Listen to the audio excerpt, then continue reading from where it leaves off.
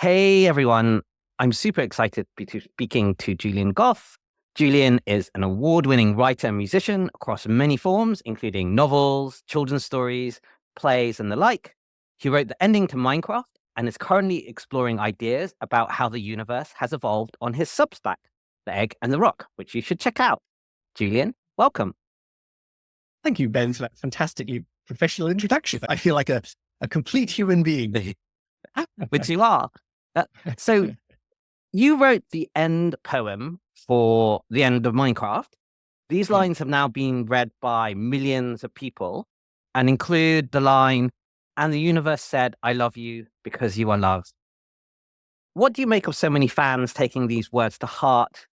What would you like people to take away? And maybe what does the poem mean to you today? Okay, my relationship to the end poem is complicated in that I don't feel I should take full credit for it. It's one of those strange pieces of writing where about halfway through writing it, I wrote it longhand, the first draft, longhand. And about halfway through, it felt like I wasn't writing it anymore. And this is a common experience for writers and musicians. Keith Richards says half the Rolling Stones songs, he just woke up and something just came straight through him and he recorded it and fell asleep and he has no idea where it came from. So it's like, I'm not claiming anything special here, but halfway through, I found myself not knowing what the next line would be. And I was watching the lines appear on the page with great interest because I thought, I actually do not know what's happening here. I don't know what's coming next. I got into a really beautiful flow state, which doesn't happen very often in my writing. It happens sometimes. But this is a really clean version of it. It was, wow, I have no idea what's coming out until I read this. And that was one of the lines. That line you quoted was one of the lines. And I had this reaction to the line where I thought, I don't think that line's true. That shouldn't be in there. And I was going to strike it out because I thought, that's too much. That's too... My experience of life, there's a lot of suffering. There's a lot of unnecessary suffering. I wasn't sure. Does the universe love you? Are you made of love? I felt it was, that it didn't match my direct experience. So I was going to strike the line out. And I had this very strong feeling that something bigger than me didn't want that line knocked out. I got this very strong resistance to knocking out that line. And I thought, okay, whatever just wrote this through me, once that line left it. So I left the line in. And then it became people's favorite line. People get it tattooed on, like I've seen a bunch of people with that tattooed on them. And that line really lands with people. And I get a lot of messages from people who say that the end poem, especially the second half of the end poem, it was read out at their brother's funeral or something like things like that. Like it's really meaningful to a lot of people. And since then, I wrote that in 2011. Since then, I've changed my mind. I think the universe does love us and we are loved. In a way, I think love is a kind of an interface with the universe. I think you can think of love as our interface with the universe. Love, if you are loving and loved, you're probably living correctly. The way in which you're aligned to the universe is good. It's a feedback mechanism. Yeah, and you can say that in purely evolutionary biological terms. Love is a great sign that you're interacting correctly with the universe. So that's wonderful. That's my relationship to that one. And it strikes me also, we have this with a lot of creatives where one of your points is that sometimes the creative process, you're not quite sure where the inspiration is hitting you and it just comes out. And like you say, a lot of artists have talked about that. But then also when it goes out into the world, it has a life of its own. So the audience and the readers actually bring maybe more importance to it and things that we didn't initially think about the line. And then it changes us. It changes us back as well. Like you said, the line actually resonated with so many people and you can realize that perhaps it was more important than you thought. You mentioned singing as well, and I know you were in a rock band earlier. What's most misunderstood about being in a rock band and singing and that part of your life? Wow. Yeah, I was the front man of the band. Were we a rock band? Were we a pop band? We used to argue about this all the time. Is this rock? Is this pop? What is this? I end up calling it lit pop. It's literary pop music. Oh, man, what's not understood about it? If you're the front man of a band, that's another job where you're not entirely just yourself. I think you're incarnating Dionysus. You are Dionysus when you're fronting a band and the gig is going well and the audience are really into it. And so you have to represent all of their desires. So I think when I was being the front man, I felt I should be available to the fantasies of everybody. That you shouldn't be narrowly straight or narrowly gay or whatever you are in your private life. You should be unbounded. You're representing Bacchus or Dionysus. That may not have come across on stage, but you do end up with these very powerful moments where, again, something's moving through you that's bigger than you and it's bigger than the crowd, and you can get people can get quite carried away. I remember doing a gig, but then you snap back into being yourself. So that can be embarrassing if it happens halfway through the gig. If you remember suddenly you're channeling a god, and you're no longer, then you're mortal again.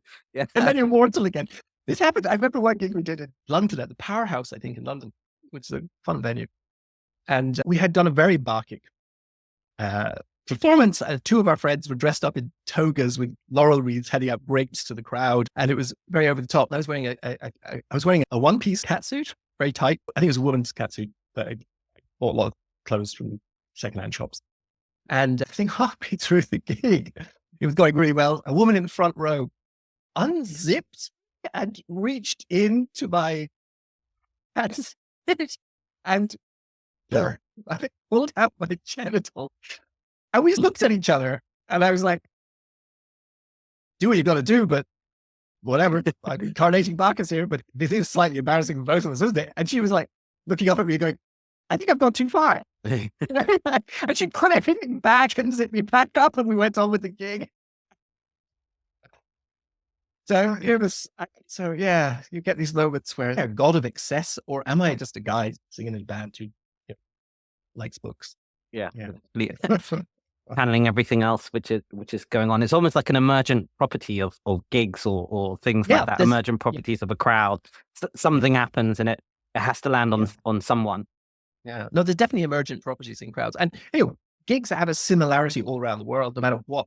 There's a type of music that's rhythmic that leads to a kind of exaltation in the audience it's really primal and really important. And it's very strange if you're just a normal nerdy guy to find yourself incarnating that. Yeah, I thoroughly recommend fronting a band. Yeah, way to spend your teens and 20s. It's a fantastic. Someone should try and do it. Way to live. I was reading part of an essay you've done, and it had the phrase, "I am not nice, friendly, and perfect. No one we know is nice, friendly, and perfect." And I thought that was also a perfect segue to speaking about children's stories and Rabbit and Bear, which supposedly are written for 5 to 8-year-olds, but I've now read them all, and I think everyone should read them. And you had I think the latest one was out just a few months ago, so everyone should check them out. But how have you found it different exploring the stories of Rabbit and a Bear as opposed to works which are only for adults or anything? Is there something special about children's stories? I guess from my point of view, I think at the moment, children's stories, which I think are everyone's stories, are almost in a golden age in the sense that we have more diverse, more special stories, as well as perhaps more boring ones. But there's a lot of them coming out. I was interested in your line of children's stories work. Yeah, I think we are probably in a golden age children's books. Yeah, there's an awful lot of crap out there still, but there's a lot of very good stuff. I love writing for children. I love it more than I probably expected to. I think it's incredibly difficult and enjoyable. The constraints are really interesting. I love constraints because I'm a very chaotic person. I'm interested in everything. I like doing all kinds of different stuff. I'm very easily distracted. And it really helps if I've got tight constraints to keep my expression inside of a frame so that you end up with something that's useful and it just doesn't turn into 3,000 unfinished things. And there's huge constraints writing for 5-year-olds, 6-year-olds, 7-year-olds because they've got a very limited vocabulary and they've also got a very limited understanding of the world, but they're incredibly eager to learn new words and new concepts. They really want to know. They're hungry in a way that maybe adult audiences aren't. Adult audiences tend to be more jaded. And also adult audiences are more set in their ways. They tend to, you're not really going to change the life of that many adult readers. You can really change the life of a child, especially if you solve one of their problems. Like something I've done with the Rabbit and Bear books is I've tried with every book to solve a different problem that I might have had at that age that I wasn't able to solve myself at the time. Because it's a way of writing these books is a way of sending a message back to me when I was like 5 or 6 or 7 and saying, this is how how you can fix it. But obviously I can't do that for me, but I can do it for all these other kids that are the age I was then.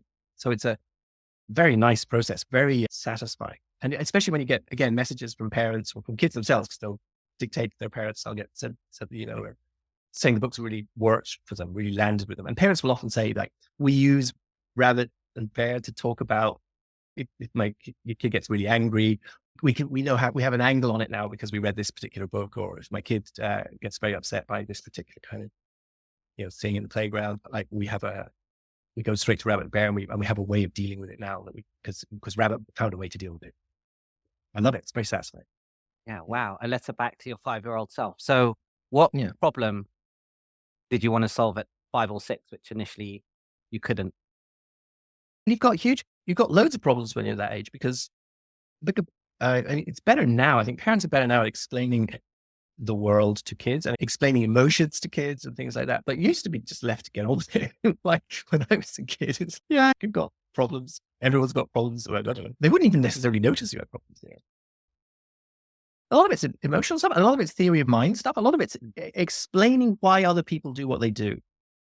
Because it's mysterious to you when you're a kid. It's a parent or a teacher or someone in the playground is like really angry with you about something, and you get into loads of trouble for something, and you can't work out what you did. And it's really useful if you can have a story that explains sometimes it's not what you did. It's sometimes it's something that's happening in their life or their head or their way of dealing with things, or they're overwhelmed or whatever. And so a lot of it's translating the kid's internal emotional life into an explicit sort of story, the way they can see what's happening played out, and then they can apply that to their own internal life. Because the characters in the book really are aspects of ourselves. They're not. Rabbit and bear are both aspects of me. It's me on a normal day, bear is me on a good day. But they're both aspects of me. So what you're doing is you're taking aspects of human psychology, putting them out as animals and watching them play it out in a forest. And then you can take that story and put it right back into your own psychology, into your own life, and go, oh yeah, I'm being rabbit now. I really need bear to come in and give me a hand. Where's bear? I'm bear too. And I think that's what's going on in those books a lot of the time. There's a sort of Jungian bunch of archetypes and fight it out in the forest. And yeah, that's wonderful. Well, they say sometimes it helps to have a character in your head who advises you the other way. Like you say, oh, I need some bear now. Let's bring him out. Have you come to a particular type of writing process then? So I picked up earlier that sometimes you write longhand. So maybe you go from longhand then to computer or that. And do you have bursts in the morning or evening, or you got 1,001 things like you said? And it seems also you quite can call them constricting forms, because that almost opens more freedom up to do things because you know what you're doing, whether that's a poem, play, children's story, or the like. Yes, I'm just interested. It seems to be there's 1,001 writing processes or more, but how have you arrived to yours, and what do you think about it? I am very chaotic, so I don't really have a set process. It's changed over the years. It used to involve a lot more writing longhand and then typing up. Now I do a lot of editing longhand. Sometimes I write stuff longhand. I still do a lot of stuff now, though, straight onto the machine, which I actually don't think is the best way to do it. I've been experimenting lately with transcription, with like dictating and talking. I'm always trying to find a new way to get first draft down so I can, and then when the first draft is down, I often print out and edit by hand. I do a lot of hand editing. And if the structure's all over the place, I'll do a helicopter draft. I'll print out 30 pages and lay them out across the floor in a grid and just stand on a chair and look at it and mark bits in colored markers, like this character's here, this character's here, and then stand and just try and get an overview of what the fuck's going on here. Oh, I can see from here now, I can see the structure's wrong, and I'll shuffle the pages and cut bits out. It's very messy. I'm a terribly messy writer. I think huge number of drafts. And do you write in short bursts, long bursts, or it just varies? It's constrained by having a 5-year-old at the moment. So whenever, whenever I can. A lot of the time, I do my best work in the morning, and I do my best work when I switch off the internet. And I often don't switch off the internet, and I'm just wrestle with that every single day. But if my best work is if I get up in the morning, Harlow into kindergarten, and then get either into the office, I rent a little office, or I come up. At the moment, I'm working on the balcony at home because I get sunshine and it's nice. And I do a couple of hours in the morning with the internet off, and that's ideal. And then do slightly less taxing stuff in the afternoon and rewriting, catch up. I'm not a morning writer, but I definitely write best when I switch off the internet. And actually, I Yeah. turn it off everything and all of that. And you even actually have to make sure like phone or messages don't ping me as well. So that's somewhere else. Because Everything. otherwise actually. you So get pinged. I don't have notifications on Yeah. anything. Yeah, I don't let anything ping. I don't think anything I own pings. Yeah. And I use Freedom as an internet blocker to switch it off. But then I'm constantly fiddling around with it. And then sometimes I have to do something in the morning and I have to unblock all my internet blocks because I need to go online for that period. And it's like, cool. Yeah. So the first novel I wrote, I was such a procrastinator. I set myself a target of writing 2 hours a day, 5 days a week. So all I had to do was 10 hours of actual writing. But if I looked out the window for 10 minutes and wasn't even thinking about writing, I'd stop the clock. If I went off and made coffee and had biscuits, I stopped the clock. So it had to be actual 2 hours. But I would relentlessly through writing that book. I would get to midnight and I hadn't started. I was a student then. I was young then. I wasn't a student, but I was a young guy in a band. And I was writing a novel in my spare time. And so at midnight, I would go out to a cafe, Java's in Galway, and start writing. And I'd get 2 hours solid work done by 4 a.m. Because I'd maybe breaks then as well. I mean, and then they closed at 4 a.m. and I'd go home and go to bed, having got my 2 hours done. But I would be up all day. I'm unbelievably bad at procrastinating. I'm just a terrible procrastinator. And there's loads of resistance, and yet I love writing. Go figure. I don't know. Yeah.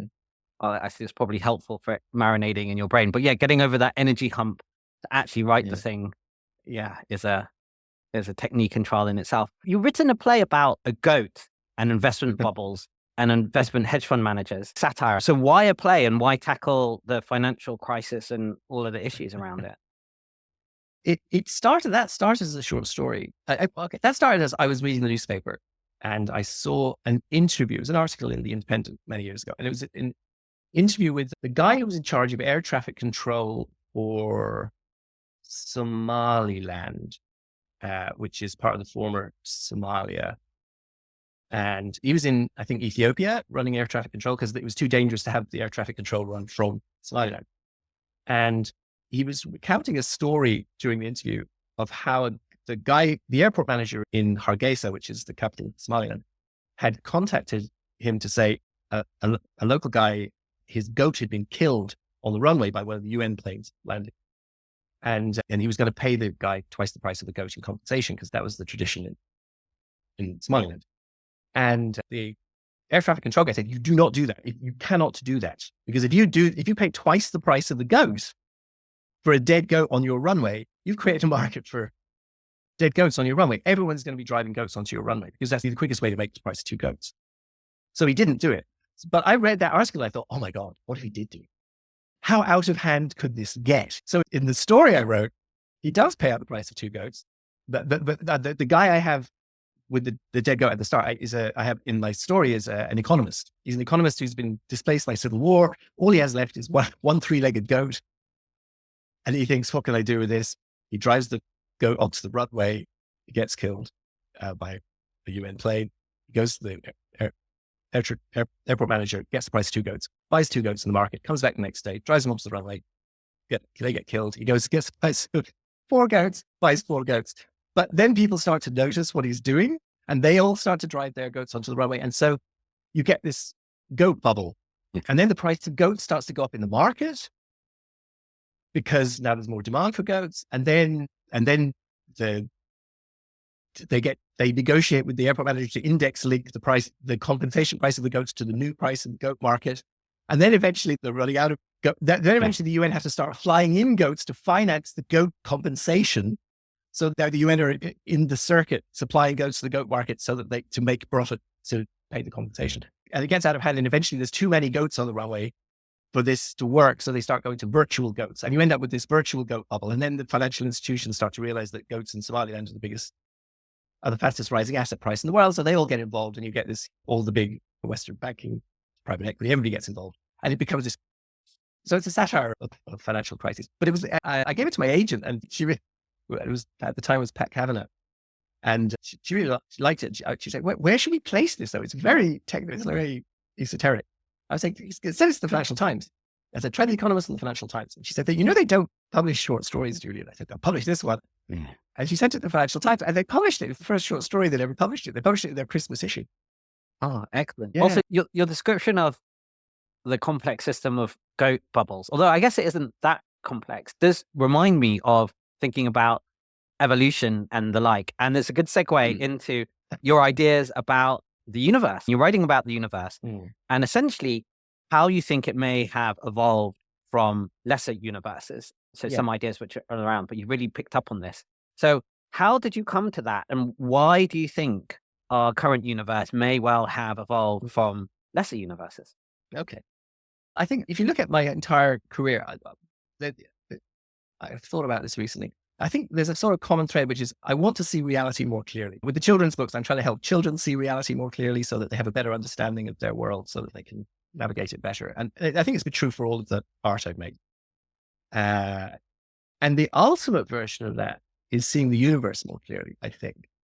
I've always been interested in the universe as a thing, and I've always been slightly dissatisfied with the way we talk about the universe, the language we use.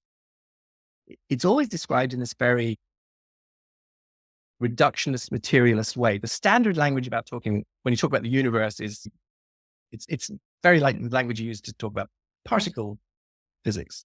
It's as though you can explain the entire universe just using the terms out of particle physics. And I don't think you can. You can't. There's too many emergent things happening. There's too much complexity emerging.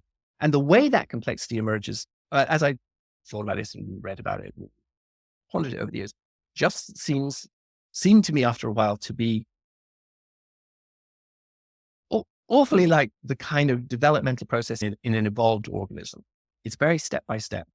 It's very okay. Let's describe the primal problem that interested me here. This universe starts out at the Big Bang as maybe a singularity, and it expands into a cloud of incredibly hot, dense gas, completely undifferentiated, no structure. And over time, step by step, it builds out galaxies, planetary systems, orbiting stars.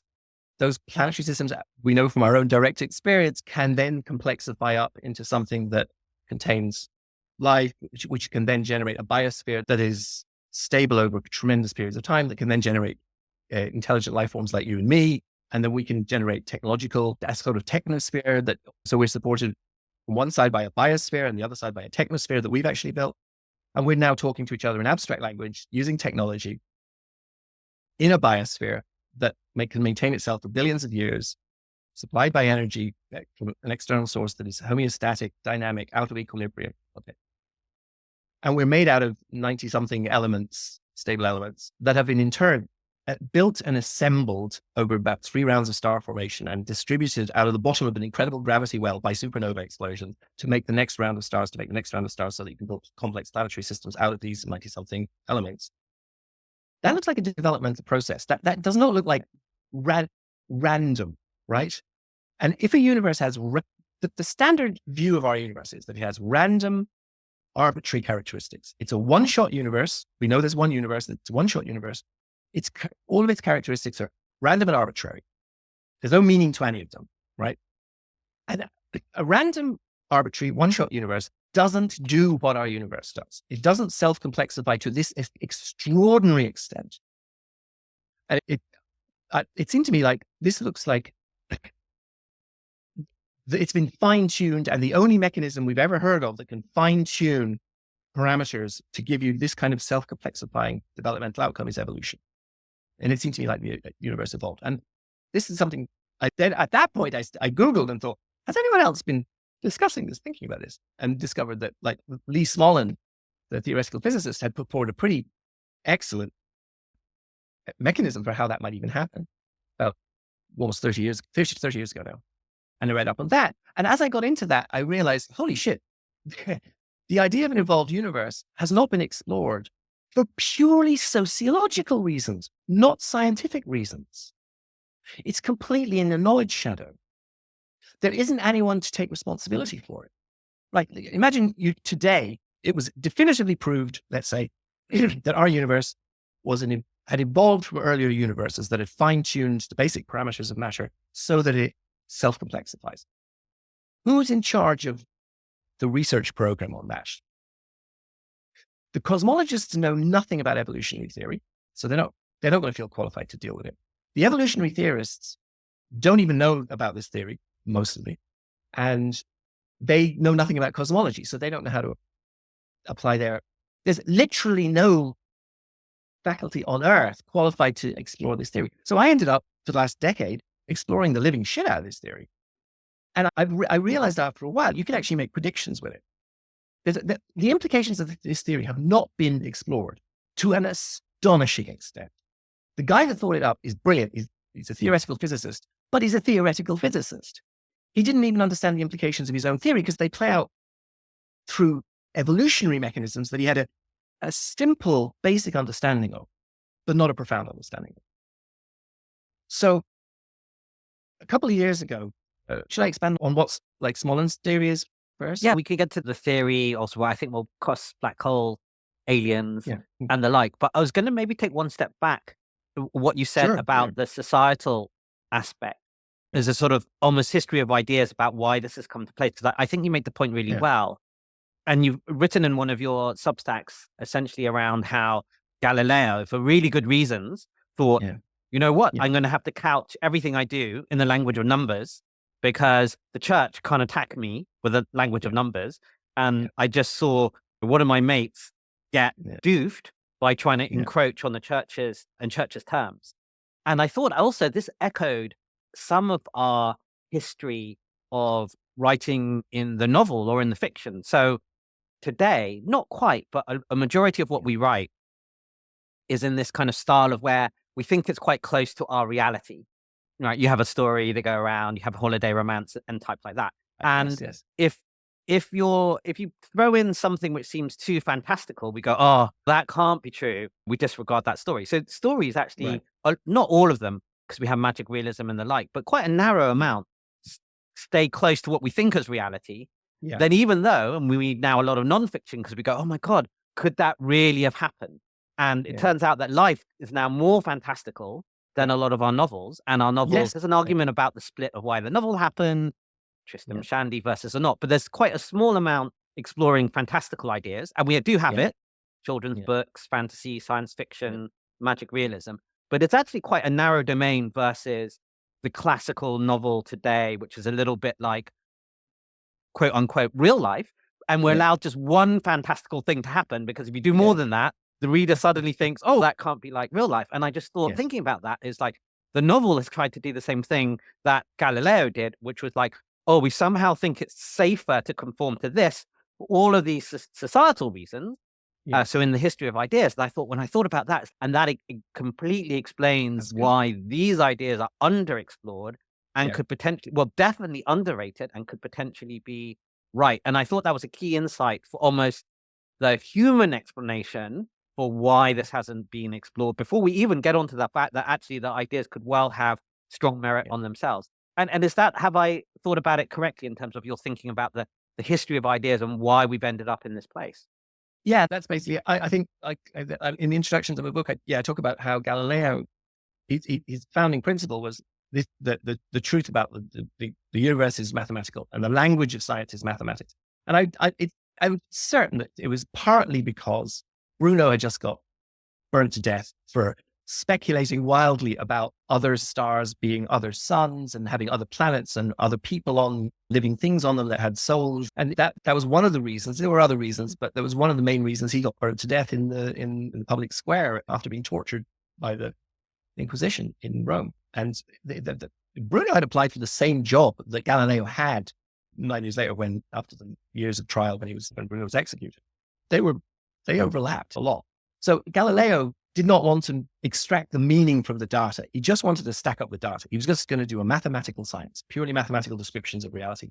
Nothing about the meaning.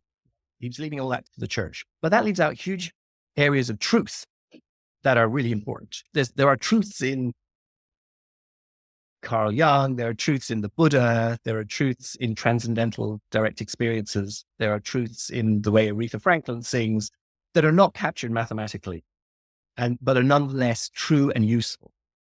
And we've had this weird flip over the last few centuries where what started out as a vow of humility science is a limited construct that will just give you mathematical truths about reality. There are many other truths that are more important that used to be left to the church, has flipped to science is the church.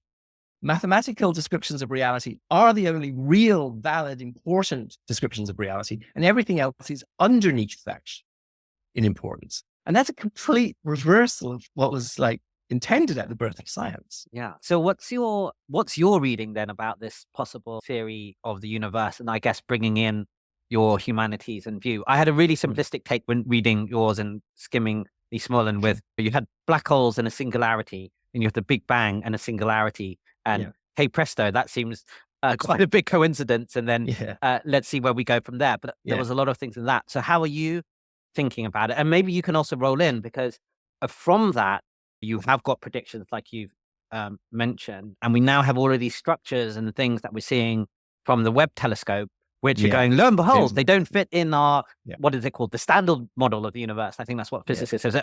And physicists have always said the standard model does not explain everything. It's just what we have. And the Webb telescope is going, and look at all of these structures, which are not explicable without that. But it seems that the theory you're exploring seems to have some of that. So what's your view? Okay. Okay. I'll first little point. I think there was a long period of time where the artists extracted the meaning from the data that the scientists provided, and how that was a very healthy ecosystem. The galvanism was demonstrated by a scientist who was putting electricity through frogs' muscles, and the dead frogs' muscles, and they were twitching it. And this was witnessed by Mary Shelley, probably saw it. If she didn't, her brother definitely did. And then she writes Frankenstein. Frankenstein is the artistic extraction of the meaning from the data of the early electrical experiments. And Jules Verne sends men to the moon and invents submarines and does all this stuff, extracting the meaning from a lot of the technological and scientific data around him at the time. You have people flying around the world in hot air balloons. He's extracting the meaning from the data. H.G. Wells was doing the same. Heinlein was doing the same in the golden age of science fiction in America. You had Asimov and Heinlein, the Arthur C. Clarke. Arthur C. Clarke was not just a science fiction writer. He predicted geostationary orbiting satellites in a paper he wrote in 1940 something. And I think as science has got more and more specialized, writers have retreated from trying to understand science and extract the meaning from it. And they have gone to where you're talking about, where they're doing a gritty realism and a lot of realistic accounts of normal human lives and not really going big. Because it's hard to follow. It's really difficult to follow modern science. It's become a whole bunch of subspecialities with privatized jargons, and they don't even understand each other. That's one very interesting thing. And I definitely found that talking to a range of scientists about these theories, that they really don't even understand each other.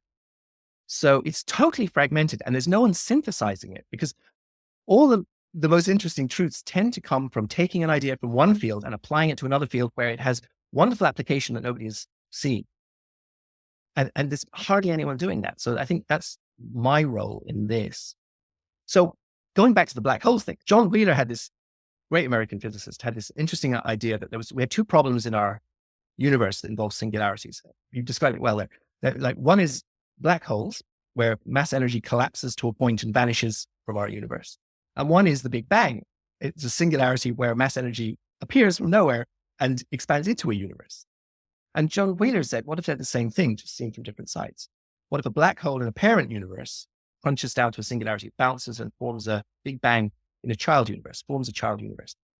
That gave you a way for universes to reproduce. He thought maybe the child universes have randomly different basic parameters of matter, randomly different laws of physics here. And that might be an explanation for why you have this crazy, complicated, strange universe that we're in, which seems bizarrely unlikely, random. It's not a great explanation because you're just throwing lots of random universes at it, probably trying to get something really sophisticated. But one of his students was Lee Smolin. And Lee Smolin realized, because he was reading some evolutionary theory at the time, he was reading Stephen Jay Gould and Lynn Margulis. He realized, wait a minute, if the child universe, if the basic parameters of matter in the child universe, which means like the mass of the electron, the speed of light, the strong nuclear force, these various little things that make up the basics of our universe, if they varied not randomly and completely Wheeler suggested, but if they just varied slightly, you would get inheritance and you would get Darwinian evolution of the universes. It's automatic, because if the child universe has its basic parameters of matter vary slightly, that will make it either more likely or less likely to produce more or less black holes, which means it will make it more or less reproductively successful. And so the ones that are more reproductively successful will have more offspring. They will be tending in that direction. So some of those will have even more offspring, some will have less. But you'll end up with a kind of branching, an evolutionary branching, where the number of universes in existence gets dominated by highly reproductively successful universes. You can get runaway reproductive success, because the thing about universes is they're not in competition for resources. Each one is its own space-time. Each one is both organism and environment, right? So, there are limits to biological offspring because they're born into a constrained environment, and they fight for resources. And hippopotamus that has 3 million baby hippopotami does not end up being reproductively successful, because you can't feed 3 million hippopotami in that little bit of wherever they were born. But you can have 3 million offspring as a universe, and they're all new universes. They're not in competition. You can do that. And universes are essentially flat. Like the mass energy and the gravitational energy in the universe net out to zero in our universe. So you can make them for free. It's not like they get smaller every time. It's not like if you make 1 million babies, they're 1 million times smaller than the babies you would make if you only made one baby. They can all, because they net out to zero, they can all be full-scale, full-size universes. So you can get runaway reproductive success. And our universe, if you count the number of black holes in it, and they've done a recent assessment of that, you have to kind of guess slightly, but if you work out the number of stars at the right mass and how long they live and all that, you can work out the number of black holes. And there's 40 quintillion black holes in our universe. So if black holes are reproductive success, we're a pretty reproductively successful universe, 40 quintillion already. And does the net zero equilibrium explanation give a hint at where the singularity comes from? Because it strikes me you have perhaps potentially a chicken and egg problem around. I could see how it starts off, black hole, singularity, evolution, and that explosion. But do you still need the sublime to explain the origin of the singularity, even if it might be a net zero construct? I think you don't. I think one of the reasons I really love an evolutionary theory is you can just, you don't have a starting problem. You don't have a where did it come from problem. If you explain a complex universe like ours by invoking God or something, now you've invoked an even more complex entity. Where did that come from? Because you've got Gall's law kicks in here. Gall's law states that any complex working system evolved from a simple working system. You can't start with an incredibly complex system. You can't start by building Concorde. You have to build the Wright brothers plane out of bicycle parts that flies 100 yards. You start with that, and you iterate, and eventually you get Concorde, but you can't start with Concorde. You can't start with a human being. You can start with a protozoic. You can start with some kind of metabolic process happening in mud that eventually gets a membrane and turns into a protozoic creature and prokaryotic bacteria and whatever, and then eventually you get eukaryotes and so on. And you can get your way to human beings, which are complex working systems, but you have to start with a simple working system. And I think the same thing applies to universes. But for me, one of the beauties of this is the starting point is there was always something. There was always something. And it was unbelievably simple. It was as simple as it gets. There was matter, right? There weren't 96 elements doing all kinds of complicated things. There was just something that is as simple as you can imagine, simpler than a hydrogen atom. And all you needed to do is to split in two at some point, collapse into two things. If you've got something and time, and therefore change, eventually, because you've got an infinite amount of time, it shuffles, it collapses, it falls to some point where it collapses into two things. And now you've got two things. And if one of them is more successful than the other at collapsing into things, you've got evolution, right? And eventually you get to this more complicated version down the line. So I can see from simple will build more complex. One of your statements within that was essentially saying that you don't need, I don't think we quite have the language for it, essentially, but we don't need a time before. because you don't need the time before. the simple, whatever we want to call it, matter, because we don't have the language for it. It just, probably the simplest thing you can imagine just was, and from that, everything can flow. Yeah. There was always something existing in time. There was always something, and there was always time inside our space-time bubble. It starts at 0 for us, because space-time itself starts at the singularity, but it's emerging from the space-time of the parent universe. There was space-time in the parent universe as it collapses to a point and then bounces to form our space-time. So there was space-time in that universe. That universe was born from a point, came out of a parent universe. There was space-time in that universe. There's always time, there's always something, but it gets more complicated as it goes on. In the same way, there was always, at a different scale, there was always matter on Earth. There was always 96 elements in a puddle. There's a warm puddle, 4 billion years ago.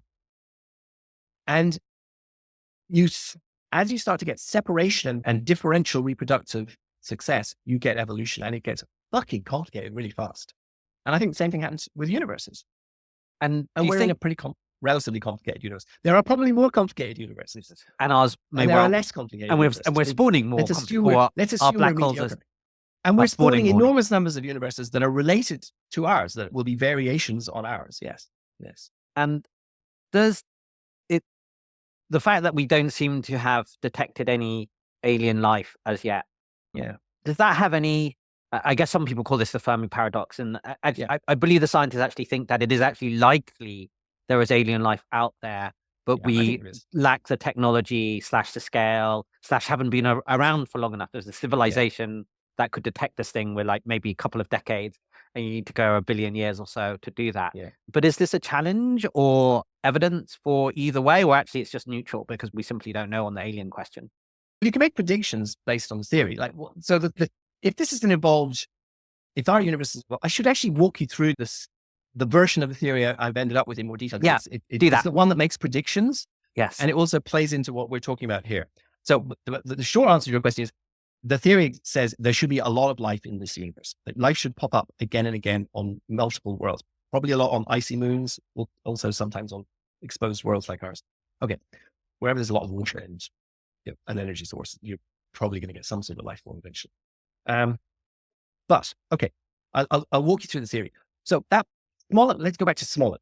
He predicted that you would get Darwinian evolution of universes, and that would ultimately fine tune the basic parameters of matter to optimize for black hole production. That was his version of the theory, right? So our universe has a lot of black holes, and that was where the theory stood when he started it. One reason, by the way, that didn't get any traction at the time is it's not a full version of the theory. It's been expanded. But he published it in the Journal of Classical and Quantum Gravity, which is read by 200 people, all of whom are really interested in quantum gravity and have no interest in evolutionary theories and don't know anything about them. So it was, and then this was before the internet. So I emailed the editors of that journal recently just to double check everything. And they said, we didn't go online for another 6 years after that paper. So no one could access it, right? It's on paper in a few libraries, and it's being read by nobody outside of the quantum gravity field. By the time people hear about it, they're not even reading the original paper. They're just hearing a cartoon version of it that a friend mentioned, and it just didn't gain traction. And it was dismissed by other physicists using arguments that actually don't hold up. But Smollett didn't know that because he doesn't know enough about evolution. Okay. But one question that comes out of this is, if the universe evolved and this is a developmental process that's been fine-tuned by evolution, why is there intelligent life in it? Intelligent life is a very odd, complex, energy-intensive thing to generate. And this universe puts a lot of energy into doing this. Why? How does that benefit universes, reproductive? If the universe is the unit of selection, is the thing that's reproducing, why would it generate intelligent life? What's happening there? And a few people, Clement Vidal, John Smart, Louis Crane, Michael E. Price, a few people they're mathematicians and philosophers and so on, systems theorists, dug into that. And they came up with an idea, which I think is definitely true. And Smollett doesn't like, he thinks it's too science fictional, but okay. Which is intelligent life forms they use energy, and they're going to try and optimize their energy use. right? Everybody does. Every creature, no matter how great or small, will try to get the most energy out of the environment they can with the least effort. So we see with ourselves, we used our muscles as power first. Then we used animals' muscles. Then we used burning wood. Then we burning coal, oil, gas. Now we're using nuclear fission. We're trying to unlock nuclear fusion. And what you're doing is you're pushing up the energy efficiency slope. All of those are more efficient than the previous ones. You're getting more energy for less out of less matter each time.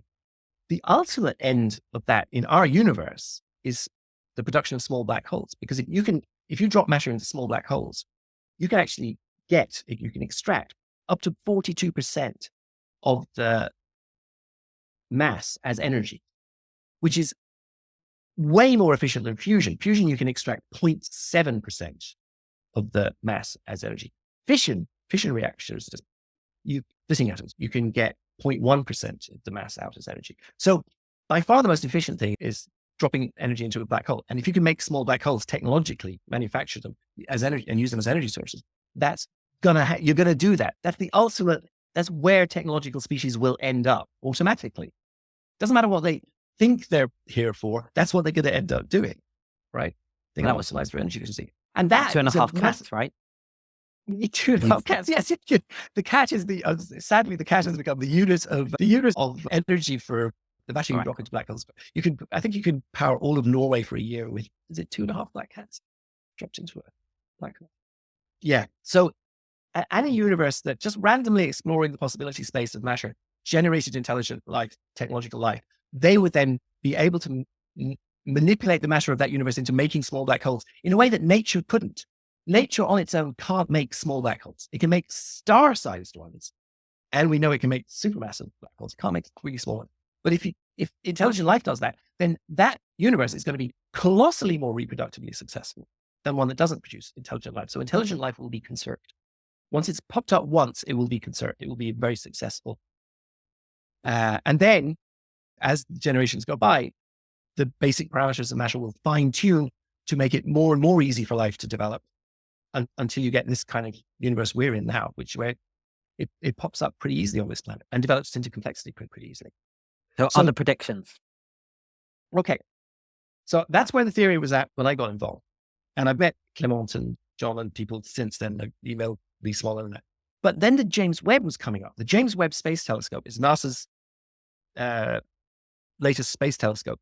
And it's a really revolutionary breakthrough because it's super cooled down to very close to absolute zero so that it can detect really difficult to detect infrared light from the very early universe. Because after the Big Bang, the light from the first billion years after the Big Bang has been stretched so much by the expansion of the universe that as it's passed through the expanding universe, that its wavelength has dropped right down into the infrared. All the visible light from there is now right down into the infrared.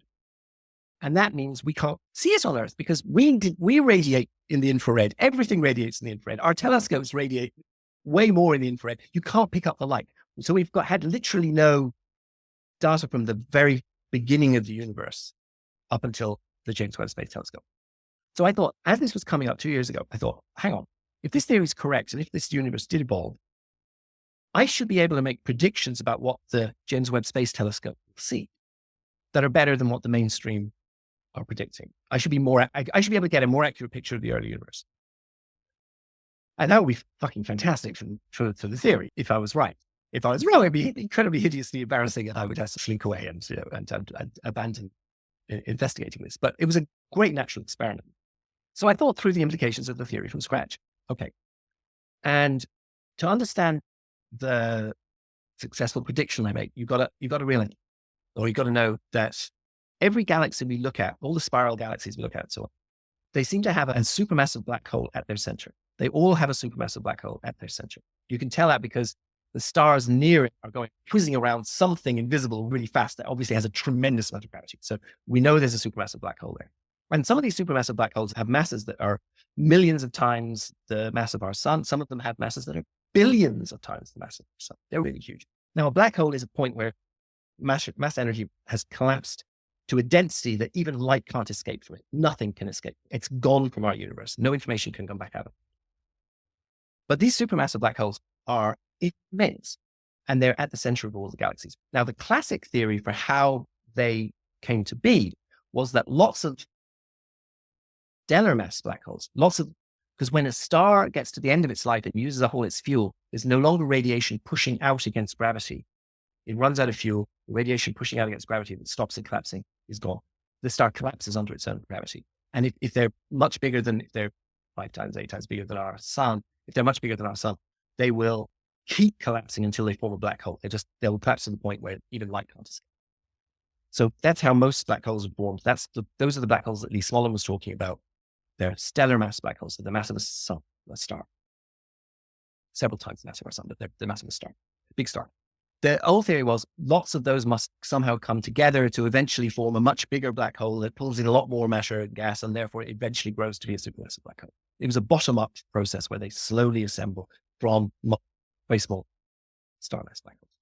Here's a consequence. Here's an implication of the evolutionary theory, which which nobody had seen, because nobody's fucking thinking about this.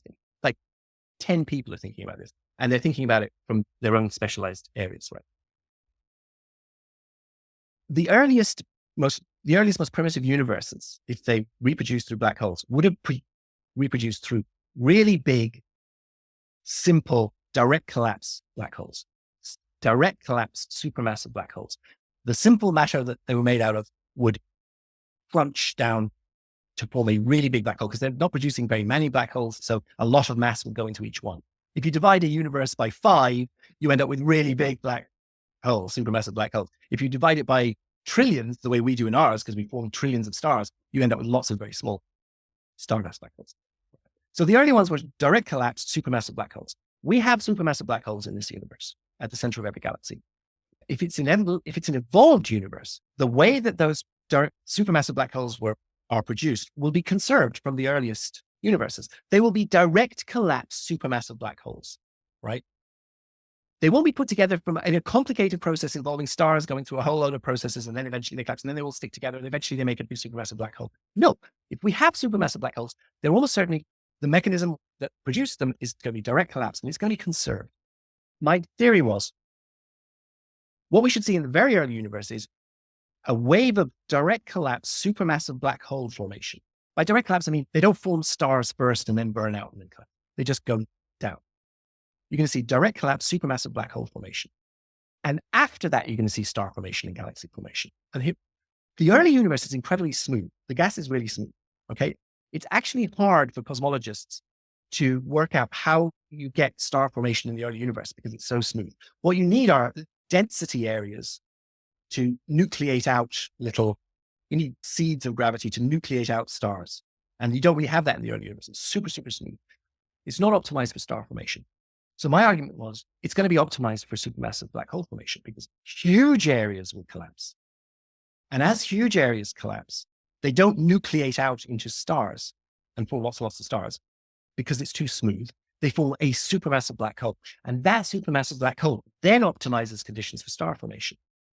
That supermassive black hole, matter will fall into it, gas will fall into it, will heat up and give out absolutely tons of energy as it does. All the brightest things in our universe are matter falling into black holes. Quasars, they're all matter falling into black holes. That supermassive black hole, as the energy falls into it, what happens is they get really, really hot and they generate huge relativistic jets of matter charged particles shooting up at the north and south magnetic poles of the spinning supermassive black hole. Supermassive black holes have enormous magnetic fields, and they jet these particle jets at close to light speed. They accelerate in close to light speed, north and south.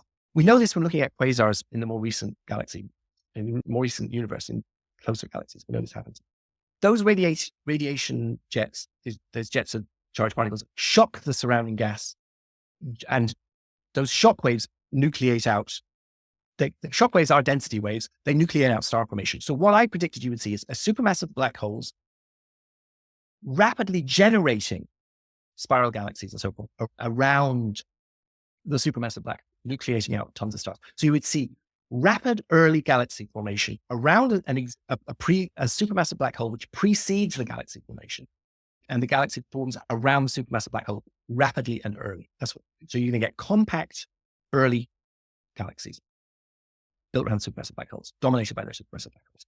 That's exactly what you're seeing with James Webb.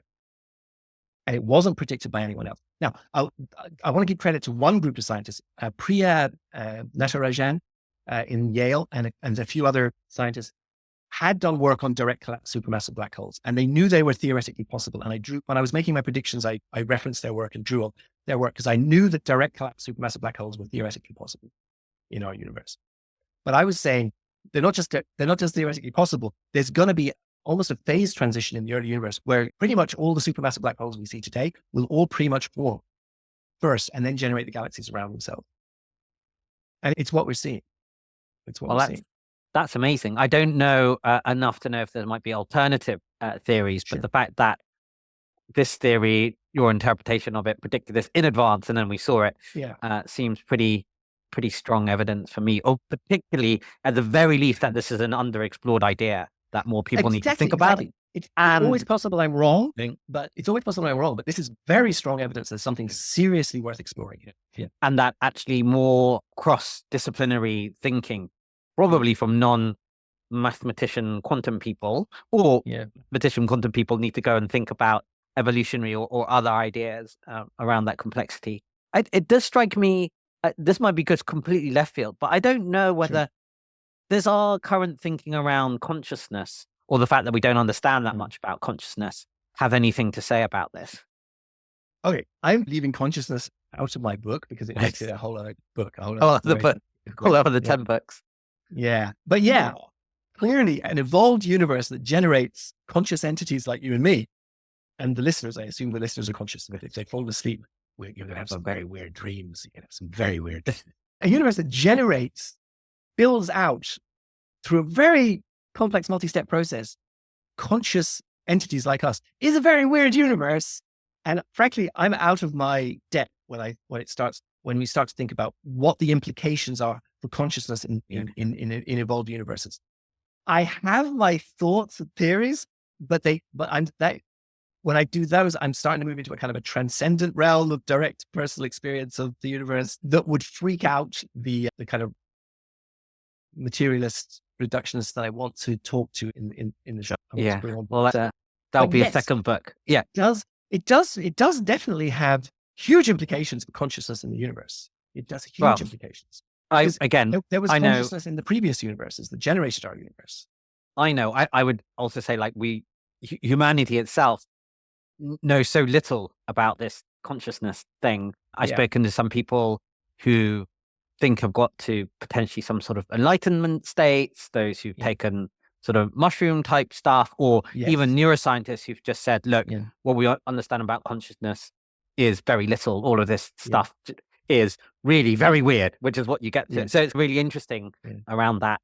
But you're writing this work, you're writing it in public on your Substack, and it's coming through, and there'll be a book as well. So I'm interested in how you're finding writing in public, and also, that mixes up with personal story as well.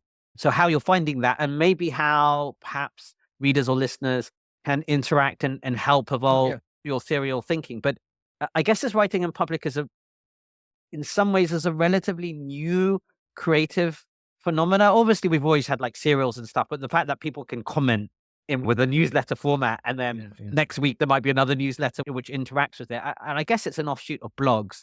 Yeah. But there seems to be a growing creative outlet for that, and it also explores ideas like this. So I'd be interested in how you think, how you've been finding it, and how people can help. Yeah, I think new technologies always generate new art forms, and one way of putting what I'm doing is, or phrasing what I'm doing is, I'm writing the book in public. Another way of putting it is, I'm exploring an art form which you can call writing a book in public.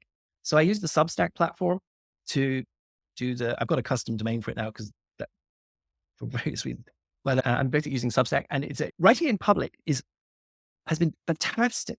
You end up meeting people that you wouldn't meet otherwise. You end up in conversations you wouldn't have otherwise. The Substack version of the book is a really important version of the book. There will be a print book at the end of all this, but I think they're both vitally important. The Substack isn't just a means to the end of the book. It's also a thing in its own right. And there's a lot of material on the Substack that won't end up in the book because the book has to be tight, focused, and go things beginning to end, tell you the story. Whereas I can ramble around the place and explore little various offshoots of the ideas on the.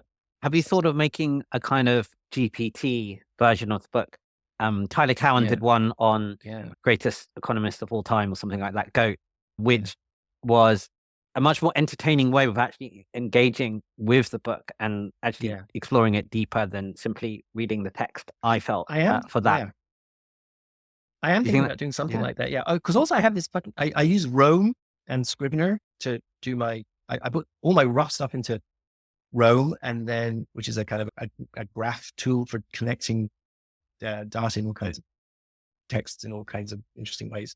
And so, and then I bring stuff across into Scrivener and I make it more formal post or chapter in Scrivener over multiple drafts. And then something goes up on Substack, but there's a huge amount of information left behind. It's also quite interesting. So what I'd like to do is throw all of the material, all the Rome stuff, all the Substack stuff into a bucket, and to have an AI be able to answer questions from that huge bucket of information, which is way bigger than will end up in the book. Yeah, I would like that. Yeah. I might talk to you about that. much about how best to do it. Yeah, I think the cost of doing it was going to drop dramatically, and actually will be really interesting. That the number of tokens, it's dropped a huge. Yeah. That little thing about AI, as we've entered in the conversation, also strikes me as hearing what you said about being more efficient on energy and where evolutionary processes go. Yeah. And I guess some who speculate around AI think AI heads to its own as well. But just reflecting what you said, it seems to me that this could simply be an energy efficiency type thing, which you don't necessarily need to get to a singularity for. But have you had any speculations on how your thinking has been impacted by by the technology that we're seeing in AI agents? I think, if in an evolutionary universe, there are implications, I think, for our future as humans and the future of our technologies. I think it's all one thing. It's all one thing. Like human beings, it's just in the design of a human being to feel that they're separate from the universe and they're separate from everything else, because you need an ego, you need a sense of self. You're this membrane bound, isolated thing to function and to survive, and that's fine. But we're not membrane bound, isolated things. Oxygen's flowing through us, carbon dioxide is flowing out of us. Where food is flowing through us, flowing out. The cells are replacing themselves all the time. We're completely social creatures. An isolated human being died. We are completely in social relationship to others, and we're completely in relationship to our technologies, and we're all part. And the technologies are changing the biosphere, and the biosphere is pushing back against the technologies, and we need to find a kind of a dynamic out of equilibrium balance as we move forward into the future, that where we can maintain ourselves, the aspects of ourselves that we like. And so I think we are going to merge with our technologies to a huge extent, and AI is going to be part of that. But I don't think AIs, in a way, I don't think AIs are as separate from us as we tend to think of them. AIs so far, large language models in particular, they're really the collective unconscious made manifest. All they have are the thoughts of millions of people encoded and then linked. They're just the collective mind of humanity. They're not separate from us in a lot of ways. And I think as we move forward, we'll find that our relationship to AIs will become very symbiotic over time. I don't think one has to annihilate the other or replace the other. Clearly, there's limits to biological development we're constrained by the fact that we are this biological memory, and there aren't similar constraints on aspects of AI because you can throw more compute at it. You can change software. There's a lot more, but ultimately, I think we are both part of the development of our universe, both the biological and the technological. And you're never going to just have a purely technological universe. I don't think it quite makes sense to have a purely technological universe. I think there's a role for, I think we matter. I think we're important. We're not going to have a purely biological future. It's going to be highly technologically mediated. But what that does is it expands out. What we're going to be able to do then is explore the possibility space for this universe, explore the possibility space for matter in this universe. There's a lot of rocks floating around the asteroid belt that would just be having a lot more fun if we were turning them into weird disco globes full of dancing semi-human offspring that are maximizing for techno happiness. That would be great. And there can be a monastic asteroid conversion somewhere else where people can just pray all day to their specific god. And there's going to be another asteroid somewhere else where people just do maths with their AI friends constantly. And we can massively expand the possibility space for consciousness and life and matter itself over the next few centuries. I've never heard it expressed. The AI doing it. Yeah. I've never heard it expressed like that, but I think it's plausible. I spoke to someone not too long ago on the podcast who essentially had grown up deaf and now can hear. And she has a very different relationship with technology because the technology is part of her. And it's part of her. Yes. It's part of her. I said, this is one way of doing it, which, might be like a 3PO droid, but also how she interacts, how she speaks to technology isn't quite like a person, but it's beyond the pet, say. So I don't, it's a whole other, but it's like, why would you treat something where it's completely profoundly changed your interaction with the world, you're dependent on it, and you have this sort of symbiotic relationship. She jokes about the fact that she is part cyborg, and what does that mean? And it's actually what does that mean? Completely plausible, completely great for all entities imaginable. So I think that is very, very plausible. Yeah. And she's a vision of the future, and the future isn't scary when you meet it. It's like someone who used to be deaf and now isn't, and it has a beautiful relationship with the technology that helps her become fully what she is capable of becoming. And we can be in a beautiful relationship to our technologies. Yeah. Great. So any couple of closing questions then would be any other current projects that you're working on? It seems like you have 1,001 things to do, but Substack's obviously an important one. You had the children's book this year. Anything else on your mind and you combining it, or anything else you'd like to highlight? Like various publishers want me to write more children's books, but I want to finish the Egg and the Rock. I want to do this book first. That's what I want to do next. And I want to do it on Substack in public, and I want to talk to people about it and get ideas. Please, if you're listening to this and this interests you at all, go to theeggandtherock.com, subscribe to it, and comment and answer the emails. And I read everything. I don't necessarily answer everything because sometimes I'm overwhelmed, but I do read everything. And the feedback from readers has been unbelievably helpful to the book. Unbelievably helpful. Because and you don't have to be some kind of expert in a particular domain here to be really helpful here. It's wonderful to have someone say, you haven't explained what a black hole is, and I don't really get it. Or to have someone say, I literally can't tell the difference between a galaxy and an asteroid. Please explain. I don't know what people don't know until they tell me. So it's really improving the book to have people give me feedback. Yeah. And I didn't pick up, why is it called The Egg and the Rock? It's the analogy I'm using. At the beginning of the book, I'll send you chapter 1 and it will explain it. At the beginning, I talk about an egg, which the egg that developed into my son Arlo, the fertilized egg that developed into my son Arlo. And I talk about a rock, which is the rock of Cashel, where my family are buried. It's a big limestone rock sticking up out of the ground in Tipperary. And I talk about the fact that they contain exactly the same atoms. They all contain carbon and nitrogen and oxygen, and calcium. And yet you watch them over the next few years. That egg becomes my son Arlo, a very complicated little individual running around. And the rock just sits there and decays slightly over time. And what's the difference? The difference is the egg has an evolutionary history. The egg has an evolutionary history that has fine-tuned it so it undergoes a developmental process. The energy flowing through it is organizing it. But the rock does not have an evolutionary history. The energy that flows through it is disorganizing. It's not organized. And my question is, when you look at our universe, going from the Big Bang and a hot ball of gas to this here now, does it behave like an egg or a rock? And the answer seems pretty clear to me. It's behaving much more like an egg than a rock. It's getting more complex. There's more structured order emerging over time.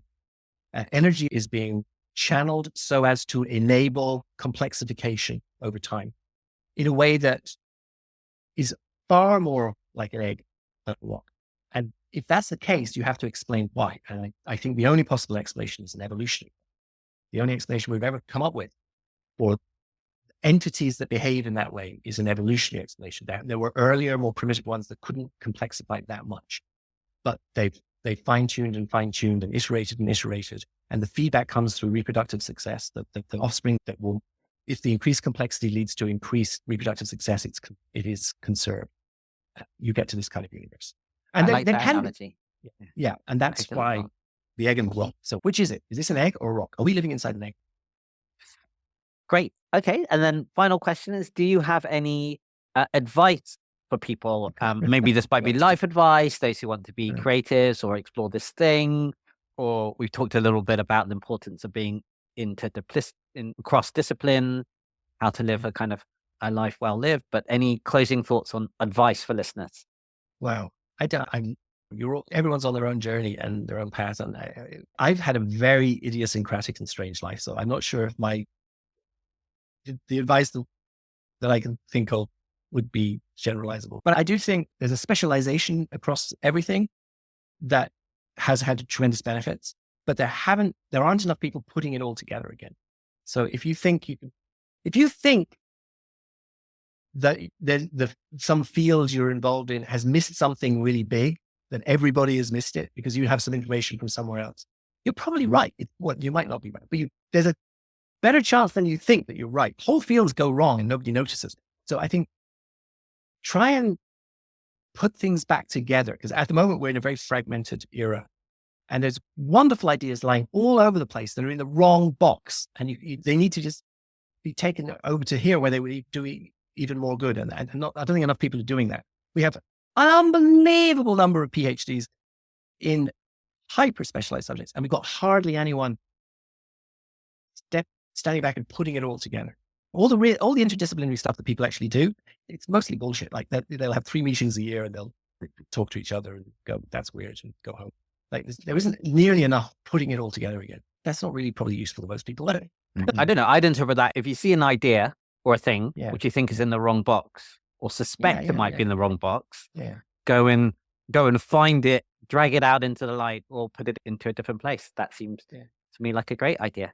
Yeah. Well, I think we're moving into a golden age where science can be more. I think science that we need. I really want to pin some theses to a door here. I think we need a reformation in science. Science needs a reformation. Science has hit the end of a reductionist materialist road, and its wheels are really spinning in the mud at this point in a lot of areas. And it really needs input from people that aren't just reductionist materialists, because reductionism is a phenomenal tool. It's the best tool we've ever come up with for uncovering certain kinds of data, certain kinds of truth. But at the scale of the universe, it breaks down. Reductionism will not explain the universe to you, and it will not explain an entire society to you, and it will not explain the entirety of a human heart to you. And we need a reformation in science. And I'm trying to do it. Adam Mastriani, who has a subset called Experimental History, is trying to do it. There's a bunch of people, Matt Clancy's trying to do it. There's a bunch of people out there trying to help science realize that it's reached the end of a particular kind of way of doing things. And we thank it, and we're very grateful, and we will continue doing reductionist materialist science forever because it's an unbelievably great tool, but it's not enough for some of the problems we're facing right now and some of the mysteries we're trying to solve. Yeah, and it strikes me in science. That's what if I listen to a lot of cutting edge scientists on neuroscience, physicists, Nobel Prize winning speeches, is a really bad case they, of this. Yeah. They always talk about the frontier. We need something more like this, but we don't understand it. Yeah, it's unbelievable how many Nobel Prize winners in their speech will say, reductionism isn't enough. We are drowning in data, but we don't have knowledge. We're drowning in information, but we don't have wisdom. Some equivalent to that line has been said again and again by Nobel Prize winners. They all know there's a crisis, and they don't know how to get out of it. And the trouble is, the escape won't happen from inside the field, I think, at this point. This is why I'm happily doing this from outside the field. I think I have to disrupt it from outside. There's no point me trying to get a paper into the Journal of Classical and Quantum Gravity that will be ignored for 30 years. That hasn't worked. It has to be disrupted from the outside. Yeah. And the problem there is most people who want to disrupt science and think they have a big idea that's better than the current idea are wrong. Most people are wrong. Most people, the Dunning-Kruger effect is real. A lot of people don't know what they don't know. But there are certain areas where the scientists themselves are not going to be able to find the solution to the problem because the problem crosses too many boundaries. The boundaries of science are in the wrong place for understanding the universe. That's a big problem. That sounds excellent. My takeaway is try and go beyond the data or sideways to the data to the meaning or to the something else. Go to the meaning. But hang on to the data. Yeah. Don't deny you can't throw it away to make your crazy theory true. Your crazy theory has to map onto the data. that's the difficult, that you've got to hang on to the incredibly important data we do have and then find the meaning in it. Yeah. That makes a lot of sense. So on that note, Julian, Okay. thank you very much. Thanks, man. That was a very enjoyable conversation. I hope we covered all the things we wanted to cover.